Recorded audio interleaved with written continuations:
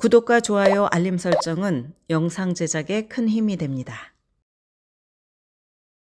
입학사정관의 마음을 사로잡는 에세이, 지금 등록하세요.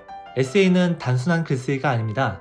이것은 학생의 열정, 가치관, 그리고 성취를 하나의 강렬한 이야기로 녹여내는 가장 강력한 도구입니다. 입학사정관이 당신의 입시 원서를 보는 순간 이 학생은 특별하다라는 확신을 갖게 만드는 일, 바로 그 원띵이 필요한 순간입니다. 여러분의 스토리를 학교의 비전과 어떻게 완벽히 맞아떨어지는지 강렬하게 전달해야 합니다. 이는 단순히 잘 쓰여진 글 이상의 설득력과 스토리텔링을 요구합니다. 어드미션 메서즈 에세이 캠프는 바로 이러한 특별한 에세이를 만들어내기 위해 존재합니다. 브레인스토밍부터 최종 편집까지 전 UCLA, 예일, 존스 홉킨스, 유펜 대학의 입학사정관 출신 전문가들이 직접 지도하며 체계적인 가이드와 섬세한 피드백으로 여러분만의 독창적 메시지를 완성합니다. 글을 잘 쓰는 법이 아닌 내 이야기를 강렬하게 전하는 방법을 배워서 입학사정관에게 여러분의 진정한 가능성을 각인시키세요. 11학년 여름 데이비의 골든타임은 지금 시작됩니다. 2025년 가을학기 대부분 명문대의 조기 전형 결과 발표가 마무리가 되었습니다. Early Action, Early Decision, 제한적 Early Action, Single Choice Early Action 등 조기 전형 결과는 현재의 입시 트렌드를 엿볼 수 있는 기회이기도 합니다. 올해 조기 전형에서 나타난 현상들을 짚어봅시다. 첫째, 일부 탑 대학은 표준시험 점수를 부활시킨 후 조기 전형 지원자 수가 줄었습니다. 브라운 대학은 Early Decision 지원자가 5,048명 가운데 906명을 합격시켰습니다. 2025년 가을학기 신입생 Early Decision 합격률은 17.9%로 2024년 Early Decision 합격률인 14.4%보다 3%포인트 높아졌습니다. 이는 2019년 신입생 이후 가장 높은 Early Decision 합격률이며 브라운 대학의 Early Decision 지원자가 약 1,200명 줄어들었기 때문일 수 있습니다. 브라운 대학 입학사무처장인 로건 파월은 대학 측이 지원자들에게 표준시험 점수를 다시 요구하면서 이런 변화가 있을 것으로 예상했다고 밝혔습니다. 예일 대학은 싱글 초이스 얼리 액션 지원자가 14% 감소해 지난해 7,856명에서 6,754명으로 감소했습니다. 올해 예일 대학의 조기 합격률은 10.8%로 모두 728명의 지원자를 합격시켰습니다.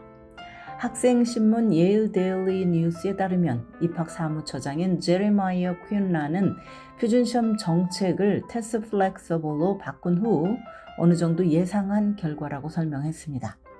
올해 입시부터 예일대 지원자는 AP, IB, SAT 또는 ACT 중 하나를 선택해서 제출할 수 있습니다.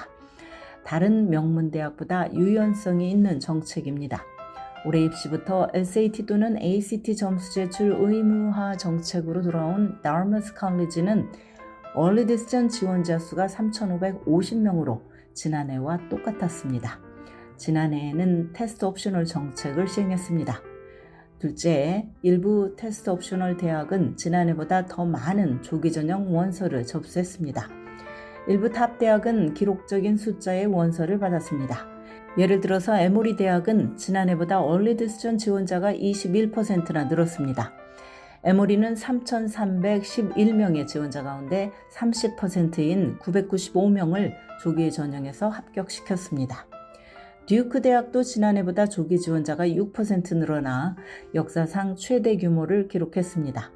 역시 테스트 옵셔널을 유지한 노스웨스턴 대학은 올해 Early Decision 원서가 6,000개 이상으로 지난해보다 15.5% 늘었으며 이것은 최근 몇 년간 노스웨스턴의 지원자 풀 중에서 최대 규모였습니다. 유펜도 올해 Early Decision 지원자 수가 9,500명에 달해서 지난해에 8,500명보다 1,000명 증가했습니다. 콜롬비아 대학은 테스트 옵셔널 정책을 유지했는데도 불구하고 Early Decision 지원자 수가 지난해에 6,009명에서 5,872명으로 2.28% 줄었습니다. 이는 가자지구 분쟁에 대해서 콜롬비아의 캠퍼스 시위가 격화한 것의 영향일 수 있습니다. 셋째는 일부 엘리트 대학은 조기 전형 관련 통계를 공개하지 않습니다. 하버드 대학은 이번 입시 사이클에서 지원자들에게 Restrictive Early Action 결과를 통보한 뒤 관련 통계 발표를 2025년 가을까지 보류하기로 결정해 수십 년간의 전례를 깨뜨렸습니다. 하버드대의 입학 사무처장인 윌리엄 피츠시몬스는 학생신문인 하버드 크림슨과의 관례적인 인터뷰도 거절했습니다. 콜롬비아 대학은 접수한 Early Decision 원서의 숫자는 공개했지만 합격자 수와 합격률 발표는 보류했습니다. 존스 홉킨스 대학은 Early Decision 1을 통해서 모두 551명을 합격시켰다고 발표했지만 지원자 숫자와 합격률 정보는 공개하지 않았습니다. 프린스턴 대학은 코넬 대학과 마찬가지로 2020년 가을학기 신입생 이후 조기 전형 합격자에 대한 자료를 공개하지 않고 있습니다. 밴더빌트 대학은 2025년 1월까지 2025년 가을학기 Early Decision 1 통계를 공개하지 않을 예정입니다. 유펜은 Early Decision 합격률을 공개하지 않았지만 학생신문 The Daily Pennsylvania는 2025년 가을학기 신입생 가운데 절반가량이 Early Decision 라운드에서 합격했다고 보도를 했습니다. 넷째, 탑대학 입시에서 아카데믹은 여전히 핵심 포인트라는 것이 입증되었습니다. 다르머스는 하버드와 코넬처럼 지원자 수를 공개하지는 않지만 학교 공식 자료를 통해 조기 전형 합격자의 대다수가 표준시험 점수가 평균치를 웃돌 정도로 뛰어나고 합격자 중에 95%의 SAT 또는 ACT 점수가 해당 고등학교에서 75%를 웃도는 것으로 나타났습니다. 버나드 컬리지는 입시 과정에서 지원자의 학업적 우수성을 강조했고 SNS 링크인을 통해서 합격자의 96%는 고등학교에서 상위 10%에 들었다고 밝혔습니다. 다섯째, First Generation 학생들이 조기 전형 합격자의 상당 부분을 차지하는 것으로 나타났습니다. 탑대학들은 2025년 가을학기에 상당한 비율의 First Generation 학생들을 캠퍼스로 맞이할 것으로 보입니다. 브라운, 바나드, 다르머스는 얼리의 합격생 중에 20%보다 약간 낮은 비율의 학생들이 가족 중 처음으로 대학에 진학을 합니다.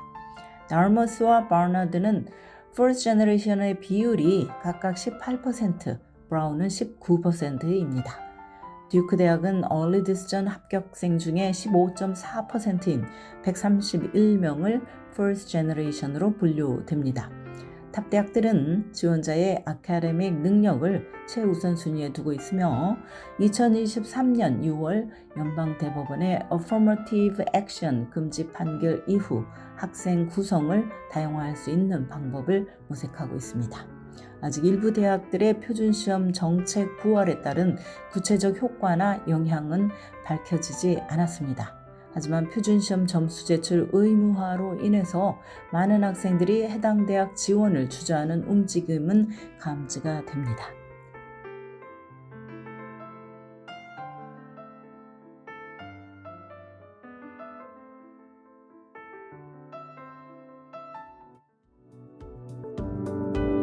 지금까지 교육 전문 컨설팅 그룹 어드미션 메서스 진아킴이었습니다.